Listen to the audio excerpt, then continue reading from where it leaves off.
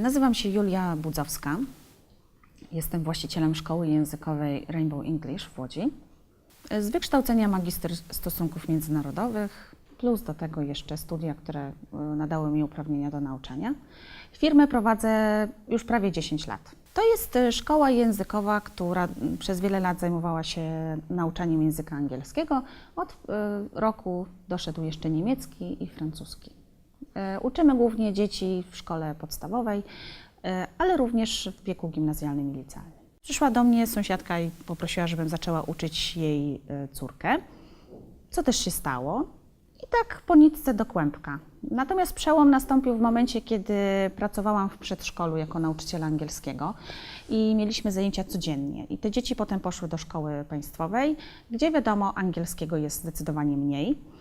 I rodzice sami zwrócili się z zapytaniem, co robimy. No i zaczęło się od grup dwuosobowych do 5. Potem okazało się, że brakuje już czasu i trzeba było zatrudnić lektorów. I tak muszę powiedzieć, że bez jakiejś presji, bez agresji firma się cały czas rozwija. Bardzo długo moja firma była firmą rodzinną. Ogólnie relacje mamy też bardzo rodzinne z naszymi słuchaczami. Ja w ogóle staram się nie nazywać ich klientami. To są moi uczniowie, ich rodzice są po prostu ich rodzicami i w całej swojej pracy kładę nacisk, i to powtarzam też lektorom, na relacje z uczniami i z rodzicami. A to, że to jest biznes, no to jest po prostu taka forma, tak? Jakiegoś uregulowania tego wszystkiego, co jest między nami, czyli umowy, płatności i ta cała reszta. Natomiast sam proces nauczania i właśnie nasi uczniowie są w centrum. Firmę rozpoczęłam u mojej mamy w domu. Po prostu jeden pokój, który wcześniej był pracownią mojej mamy, kiedy ona prowadziła własną firmę. Razem z moim jeszcze wtedy narzeczonym przerobiliśmy na pracownię językową. I tam się wszystko zaczęło. I do tej pory ta klasa jeszcze funkcjonuje. Jak przychodzą uczniowie na zajęcia popołudniowe, to mamy zajęcia właśnie tam. I to by było, jeśli chodzi o początek. Jak dzieci są chore, to mój mąż się nimi zajmuje na spółkę z moją mamą, więc ja mogę się skoncentrować w pełni na rozwijaniu biznesu. Umówiliśmy się po prostu, że ja potrzebuję kilka lat na to, żeby rozwinąć firmę do tego stopnia, żebym ja nie musiała już pracować aktywnie jako nauczyciel, przynajmniej nie w tym wymiarze godzin, jaki jest w tej chwili. A żeby to zrobić, to potrzebuję mieć naprawdę dużo czasu i spokojną głowę. No właśnie, tu trzeba rozgraniczyć dwie rzeczy. Po pierwsze, żeby nie mordowali naszego pomysłu. Jeżeli już nawet nie wierzą w to, że damy radę, to niech życzliwie zamilkną. Natomiast w idealnym świecie to nie tylko nas wspierają dobrym słowem, ale przede wszystkim czynami. To na pewno jest bardzo ważne. Ja wiem, że nie byłoby mi tak łatwo, gdyby nie osoba mojej mamy, która oczywiście była tym głosem krytycznym, który jest bardzo potrzebny, żeby nie popaść w hura optymizm. I to daje taki element zastopowania, czy ona przypadkiem nie ma racji, że faktycznie o czymś nie pomyślałam. Ale na przykład przez pierwsze lata moja mama prowadziła mi księgowość, tak? Więc to jest tak, że daje powera, daje tę energię do działania, daje wsparcie czasowe, że pomaga aktywnie, ale jest właśnie tym też głosem, który czasem studzi, jeżeli człowiek się gdzieś zapędza. No myślę, że motywacja jest sprawą kluczową. Ja po prostu nie wyobrażam sobie rozpoczynania własnej firmy bez bycia zmotywowanym człowiekiem. Sytuacja wygląda tak, ludzie, którzy nie prowadzą firmy, czasem o tym nie wiedzą. Człowiek zasypia i budzi się z myślą o firmie. Tu nie ma czegoś takiego, że wychodzimy z pracy po 8 godzinach i żyjemy własnym życiem. Bo cały czas są maile, cały czas są telefony, cały czas jest zastanawianie się, co dalej. Szczególnie jeżeli mamy pracowników, czy też zleceniobiorców, czujemy się za nich odpowiedzialni. Tak? To przestaje być już tylko źródło mojego dochodu, ale ja wiem, że ja muszę niektóre rzeczy zrobić ze względu na nich. Na pewno ważne jest zarządzanie czasem. To jest rzecz kluczowa. Ja mam cały system w mailach, gdzie oznaczam je sobie różnymi gwiazdkami, dzieląc na pilne, ważne i nieistotne. Ważne jest to, żeby znaleźć czas na hobby, ale dla mnie to jest dalej trochę fikcja. W sensie, ja wiem, że to tak jest, tyle tylko, że ja czasu nie mam. Tyle tylko, że dla mnie praca nauczyciela jest pasją, tak? I ja nie jestem zmęczona w pracy. To jest trochę tak, że ja się śmieję, że wykonuję to, co kocham i jeszcze mi za to płacą. Jeśli chodzi o pracę zawodową, to mam wzór do naśladowania w postaci bardzo dobrych nauczycieli, którzy mnie uczyli. Myślę, że już niejednokrotnie przeanalizowałam to, w jaki sposób oni podchodzili do ucznia i staram się nie tylko sama to wdrażać, ale też przekazywać moim lektorom. Czyli właśnie nie koncentrowanie się tylko i wyłącznie na nauczaniu, ale przede wszystkim na budowaniu relacji, szczególnie, że mamy do czynienia z dziećmi i młodzieżą, a to jest taki wiek, kiedy oni potrzebują bliskości, zrozumienia, dobrego słowa, rozmowy przed i po zajęciach. Natomiast jeśli chodzi o sam sposób zarządzania czasem i zarządzania firmą i relacji z pracownikami, to myślę, że wzoruje się tutaj na mojej mamie. To właśnie, żeby patrzeć na to, że oni mają swoje życie i trzeba ich w tym życiu również wspierać, że trzeba być wyrozumiałym, nastawionym na pozytywny kontakt, a nie takie agresywne narzucanie swojej wizji, to żeby być otwartym na to, że oni też mają dobre pomysły, których warto posłuchać. Bo jestem, jak wspomniałam, magistrem stosunków międzynarodowych naszego uniwersytetu i to mi się przydaje na zajęciach, bo są to takie studia holistyczne, czyli wiem bardzo dużo różnych rzeczy, taki trochę człowiek renesansu. Jeśli chodzi o dalsze wykształcenie, to zrobiłam 2 certyfikaty językowe Uniwersytetu Cambridge, czyli język mam opanowany w stopniu wystarczająco dobrym, żeby uczyć. Ponadto jestem też metodykiem i dydaktykiem, ukończyłam studia podyplomowe, a obecnie uczęszczam na Akademię Menadżera PACE, bo to już jest ten moment, kiedy przechodzę od etapu nauczanie do etapu zarządzający. Tak, dlatego że często boimy się czegoś, czego nie znamy. A jeżeli ja dorastałam całe życie i obserwując moją mamę, która była sama sobie sterem i żeglarzem, wkrętem i śrubokrętem, to naturalnie nie widziałam sama siebie w pracy dla kogoś. I ja się nie nadaję do tego, żeby pracować dla kogoś. Biorę prowadzenie firmy takiej, jakim jest, z tymi wszystkimi wadami. Ale nie boję się podejmowania decyzji, nie boję się ryzyka, jakie się wiąże z prowadzeniem firmy. To muszę powiedzieć, że ścieżka zawodowa mnie nie przygotowała. Studia jak studia, tak jak powiedziałam, człowiek renesansu, otwarcie umysłu na różne rzeczy, na to, żeby poszukiwać się, żeby być tolerancyjnym, żeby być komunikatywnym, żeby znać języki. Natomiast po to właśnie teraz uczęszczam w Warszawie na Akademię Menadżera, żeby uzupełnić to, co mi brakuje, tak? Czego nie wiem. Trzeba być nastawionym właśnie na komunikację i współdziałanie, a nie agresywne tutaj jakieś walki między pracownikami. To jest taki model przywództwa kobiecy, dlatego coraz więcej kobiet odnosi sukcesy i zarządzają. Natomiast warto pójść na dobre studia uzupełniające, czy na jakiś dobry kurs, po to właśnie, żeby nawet usystematyzować swoją wiedzę i swoje spostrzeżenia.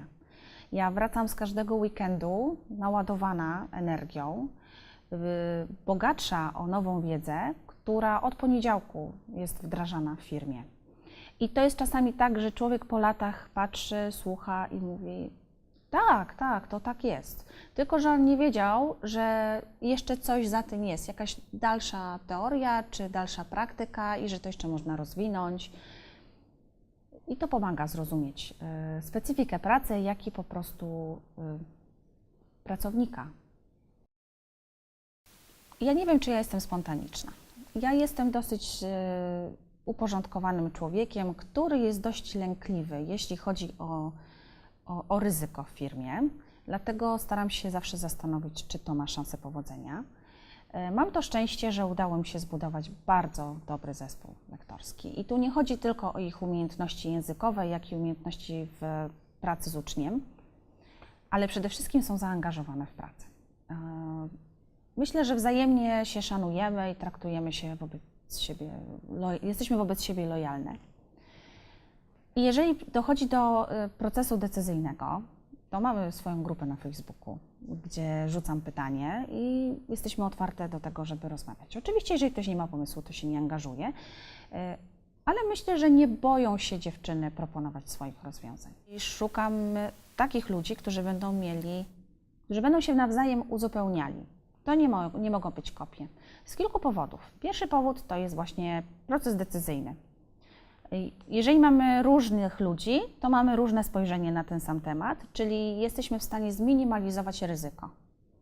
Druga rzecz jest taka, że mamy też różnych uczniów i uczniowie potrzebują różnych lektorów.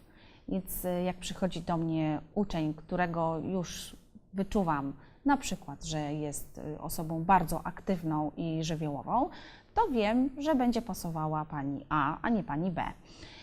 Tym samym znów obniżam ryzyko niezadowolenia u ucznia, tak? Że niedopasowalni byli temperamentem. W dobrym zarządzaniu potrzebny jest czas i ja niestety go nie mam. Zbyt dużo czasu kosztuje mnie samo nauczanie, a zbyt mało czasu mam na to, żeby się spotykać chociażby z lektorami, czy żeby zwyczajnie usiąść z kartką, ołówkiem, wyłączyć się i zacząć planować. Wszystkie decyzje potrzebują czasu, proces kreatywny również, a ja go nie mam.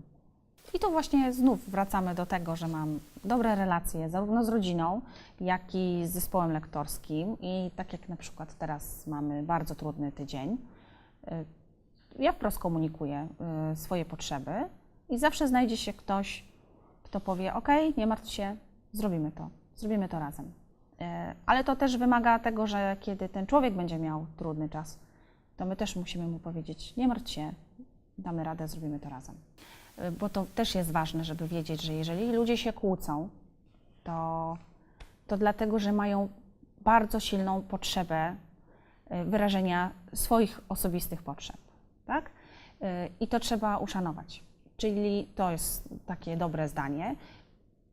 Moje nie dla kogoś jest moim tak dla mnie samej. Z młodzieżą jest mi zdecydowanie łatwiej niż z dorosłymi. To są zupełnie inne relacje. Przede wszystkim jeśli chodzi o młodzież, to jestem starsza i jestem w tej sytuacji uprzywilejowanej, że to ja jestem nauczycielem. Natomiast relacje z dorosłymi to równa relacja. Staram się nie podkreślać tego, że jestem szefem, tylko być gdzieś tam, tak, z nimi. Na pewno nie być ich przyjaciółką, bo to nie o to chodzi, żebyśmy się przyjaźniły, mamy się właśnie szanować. A w naszej polskiej kulturze mamy trochę inny system właśnie relacji, tak? Jesteśmy oczywiście po imieniu, ale często to prowadzi do tego, że ludzie przestają się szanować w firmie, tak? A tutaj ważne jest, żeby mimo tych relacji takich otwartych, jednak gdzieś ta różnica była odczuwalna. Ale staram się otwierać na ludzi i z nimi po prostu rozmawiać i to mi pomogło. Musi być pełna motywacji dla tego, co robi. To przede wszystkim. Pasja, motywacja, mieć wizję i krok po kroku ją realizować. Musi mieć nieco charyzmy, żeby ktoś za nim podążył. Musi umieć zarządzać zespołem w dobrych i w trudnych sytuacjach, czyli właśnie zarządzać konfliktem.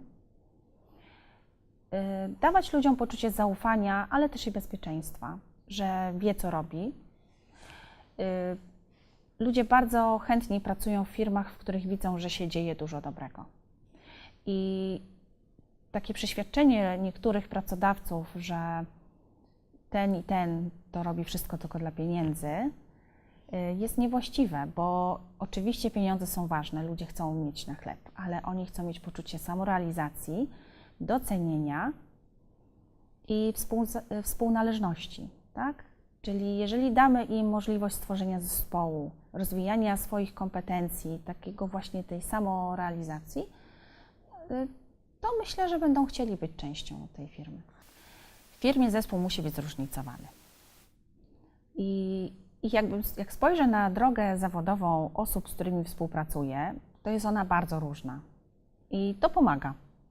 Bo jeżeli mamy wśród nas magistra gospodarki przestrzennej i mamy też prawnika, to oni mają trochę inne spojrzenie na to, jak wygląda firma i mają inne kompetencje. W życiu prywatnym bardzo ważne jest, żeby przebywać z ludźmi, którzy nas inspirują. Ja mam dosyć takie luźne podejście do konkurencji. Z nikim się nie ścigam.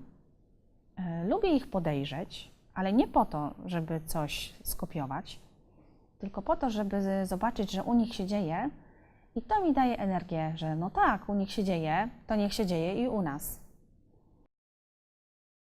No ja zdecydowanie unikam ryzyka. Jeśli chodzi o to, to chyba nie jestem najlepszym przykładem drapieżnego przedsiębiorcy. Dlatego firma rozwija się w swoim tempie i tak naprawdę wykorzystuję sytuacje, które są mi dane, a nie do końca ich szukam. Oczywiście większość decyzji podejmuję samodzielnie, natomiast jeśli są to rzeczy duże, a szczególnie takie, które angażują mój zespół, chcę, żeby były częścią tego procesu. Bo jeżeli otrzymam od nich zgodę i jeśli ten proces będzie częściowo zależał od nich, wszystkie decyzje i jak to zrobimy, to tym samym zaangażowanie też jest większe, bo biorą odpowiedzialność za to, co same wymyśliły. Co jest kluczem do dobrego porozumienia w zespole? Otwartość. To przede wszystkim. Otwartość i bezpieczeństwo. To jest tak, jak patrzymy na grupę dzieci, to nie ma czegoś takiego jak głupi pomysł. To dopiero dorośli doklejają metki do pomysłów. I chciałabym, żeby w moim zespole, a jest to proces, który cały czas trwa i tak naprawdę ta myśl jest nowa w mojej głowie, chciałabym, żebyśmy w procesie decyzyjnym, w procesie twórczym były trochę jak takie dzieci. Czyli żebyśmy generowały pomysły bez zastanawiania się, czy to jest mądre, czy głupie, czy to jest realne, czy nie. I dopiero później, po tym jak już wszystkie z siebie wyrzucimy to, co w głowie mamy, dopiero później, żebyśmy się zastanowiły, co wybieramy. Już w procesie decyzyjnym czasami jest tak, myślę, że każdy to miał, boimy się powiedzieć, bo myślimy, a to jest głupie. Albo myślimy, no może nie jest głupie, ale i tak się nie uda. Albo już najgorszy scenariusz, nie powiem, bo się szef będzie śmiał. I to już zamyka drogę całemu zespołowi na to, żeby przejść przez proces decyzyjny czy twórczy w 100%. Tak? Bo już nie usłyszymy niektórych pomysłów, które może nie są realne, ale doprowadzą do tego, że ktoś inny poczuje się zainspirowany i wpadnie na coś jeszcze lepszego. Akurat w tamten weekend wzięłam udział w dwudniowym szkoleniu na temat procesów twórczych w firmie. I jak człowiek myśli o kreatywności, to pierwsze co widzi to malowanie, rzeźbienie. A tak naprawdę kreatywność dotyczy każdej sfery naszego życia. Chodzi tylko o to, żeby otworzyć swój umysł i wyjść z pomysłem, który może nie będzie innowacyjny w skali światowej, ale będzie innowacyjny w moim tutaj odczuciu, w mojej firmie. I jak na to spojrzę od tej strony, to oczywiście kreatywność jest niezmiernie ważna, bo bez kreatywności firma by się nie rozwijała. I każda decyzja, jaką podejmujemy, musi być poprzedzona właśnie zastanowieniem się, a jakie są rozwiązania, jakie są alternatywy. Bo tak jak mi mądry człowiek powiedział, nie ma takich drzwi, których się nie da otworzyć. Czyli nie ma takich sytuacji, których się nie da rozwiązać. Kreatywność to tak naprawdę bardzo systematyczna wiedza. Składa się z dwóch części, z generowania i z oceniania. I można się nauczyć zarówno tego, żeby sobie dać czas na to, żeby więcej wymyślić, to jest mordercze zadanie, ale można też nauczyć się tego, żeby dać innym wolność i swobodę, żeby mogli z siebie wygenerować różne pomysły. Przestrzegałabym na pewno przed takim sztywnym trzymaniem się swoich celów, bo może się okazać, że zmieniła się sytuacja na rynku, że zmieniły się nasze możliwości i to mogłoby tylko budzić frustrację. Bycie elastycznym, szczególnie w mojej branży, gdzie jeszcze przed chwilą nie było wiadomo, czy nowelizacja ustawy VAT nie wprowadzi nam 23% VAT-u, gdzie w tej chwili stawka jest 0 i byśmy nagle stracili bardzo dużo uczniów, bo nie byłoby ich zwyczajnie stać na zajęcia.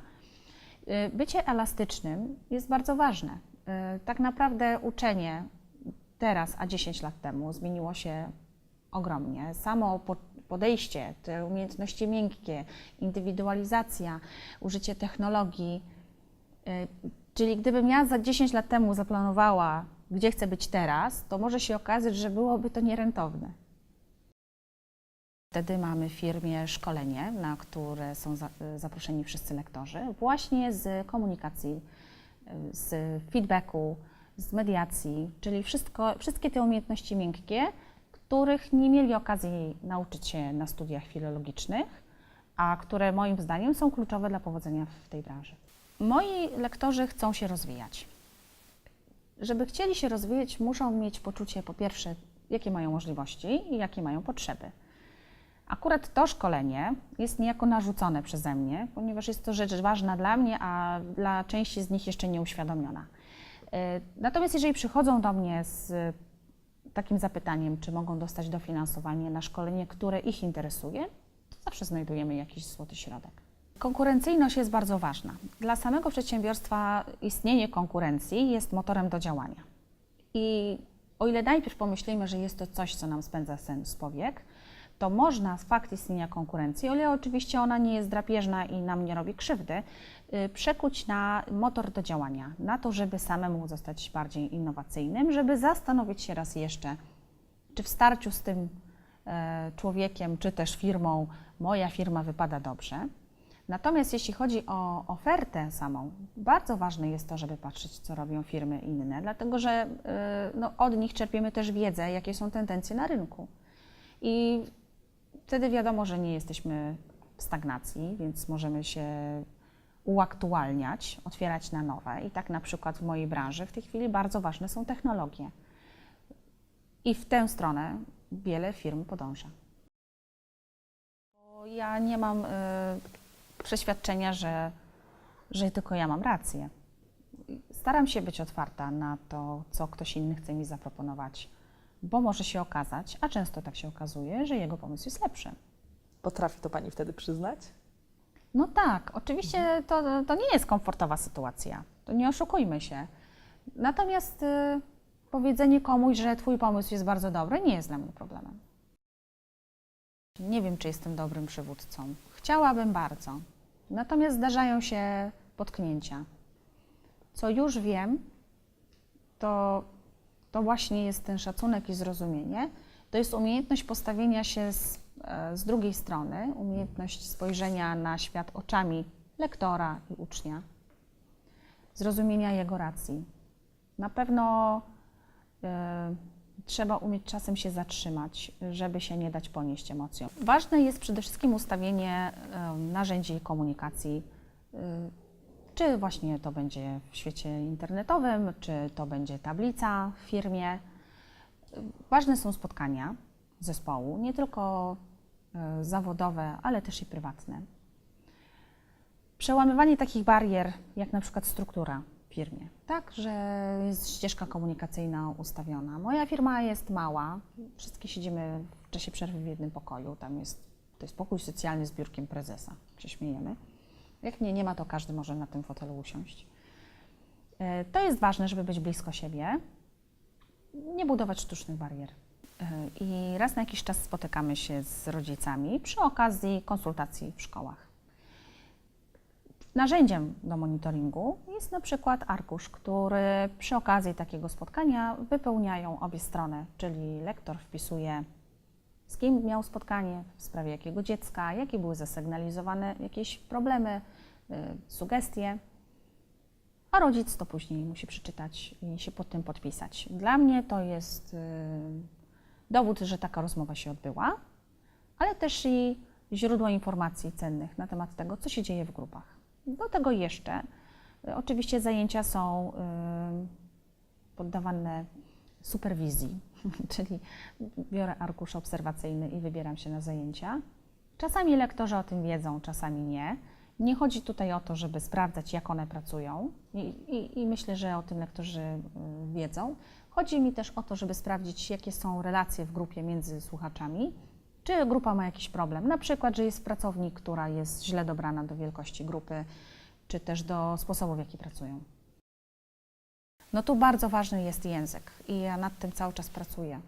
Prawie każde słowo, jakiego używamy w codziennej komunikacji, jest nacechowane.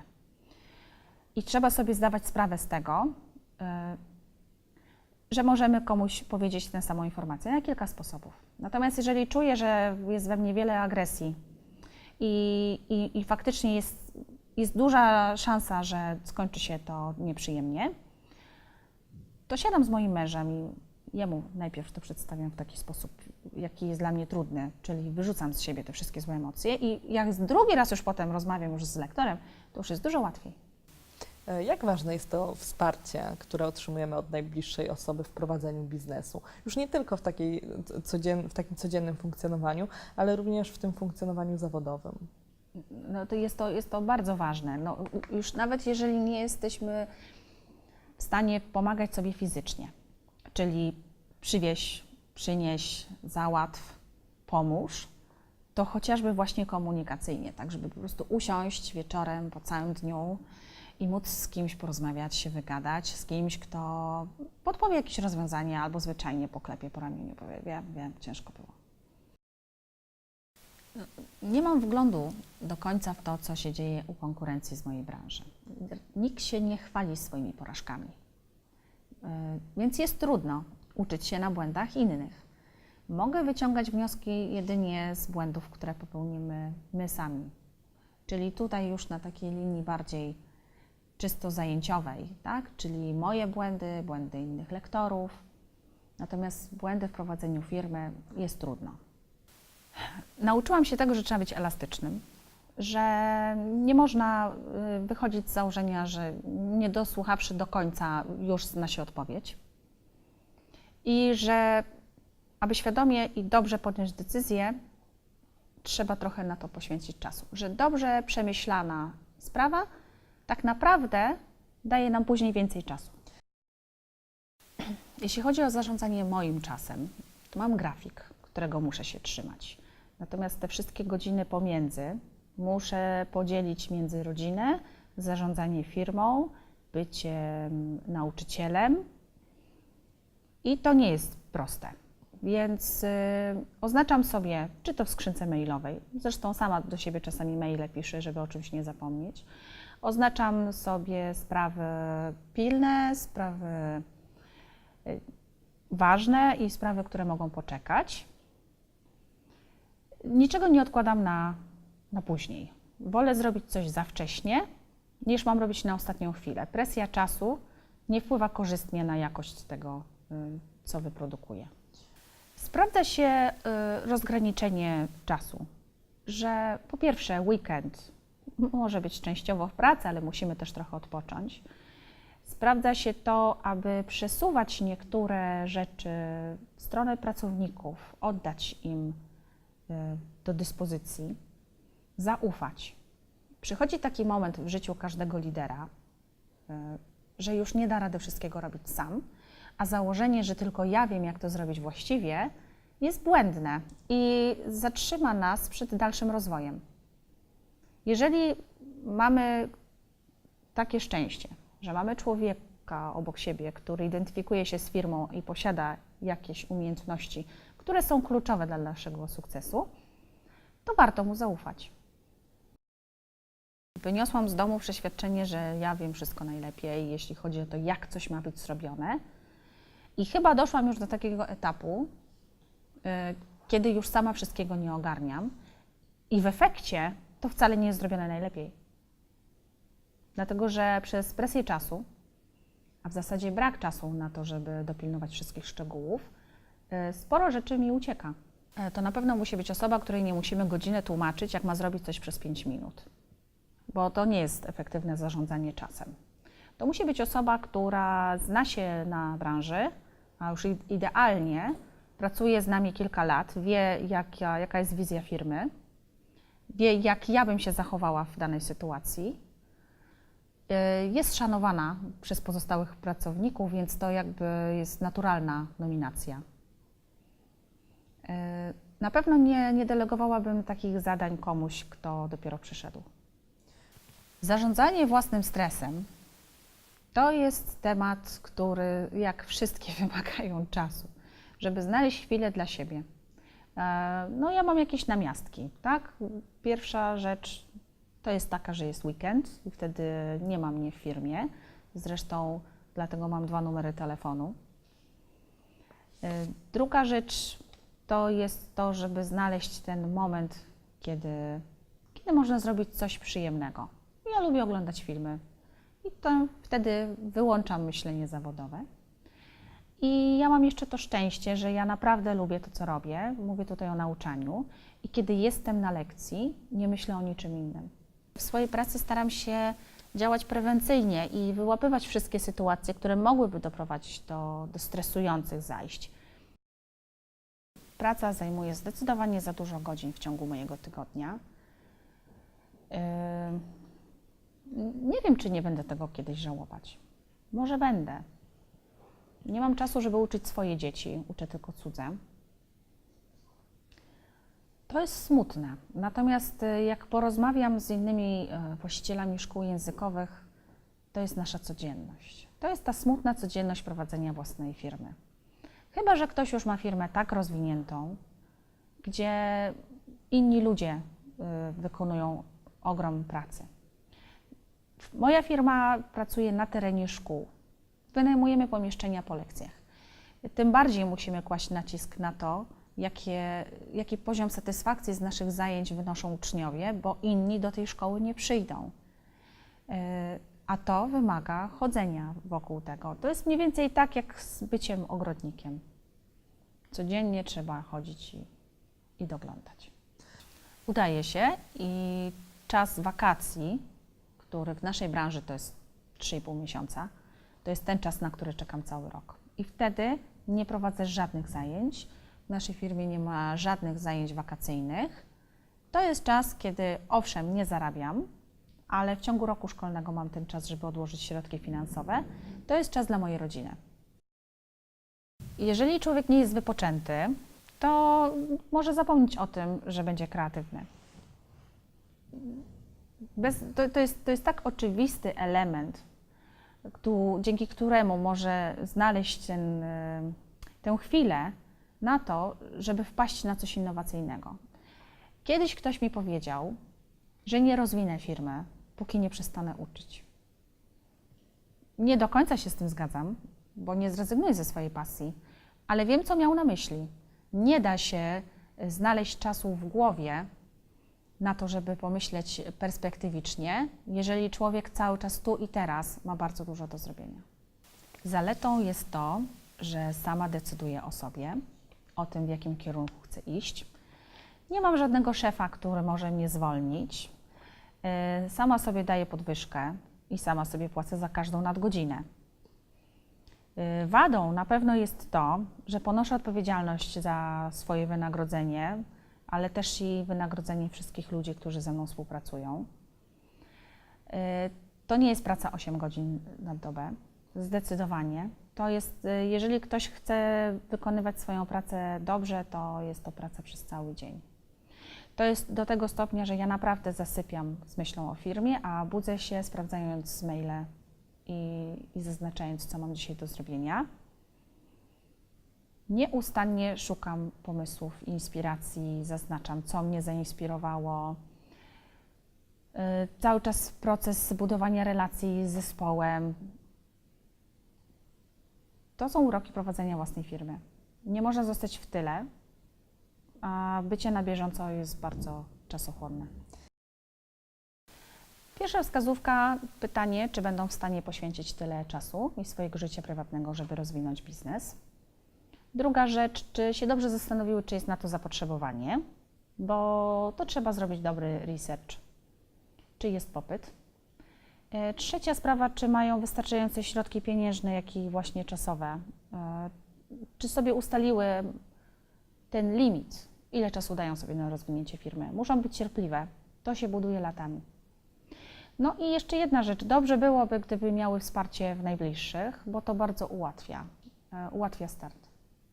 Ogólnie trzeba dobrze funkcjonować w środowisku lokalnym, bo tak jak w mojej branży, coś takiego jak reklama billboardowa, czy reklama w prasie, czy w telewizji jest mało skuteczna.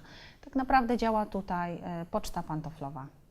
I jeżeli mamy już zasób ludzi, którzy chcieliby zostać naszymi klientami, to wtedy mamy szansę na sukces. Chciałabym utrzymać to, co jest w tej chwili. Jestem otwarta na nowości, natomiast stawiam na jakość, nie na ilość. Bardzo nie chciałabym, żeby moja firma stała się maszyną, tylko żeby mimo wszystko była tym właśnie takim organizmem ludzkim, dla ludzi i z ludźmi.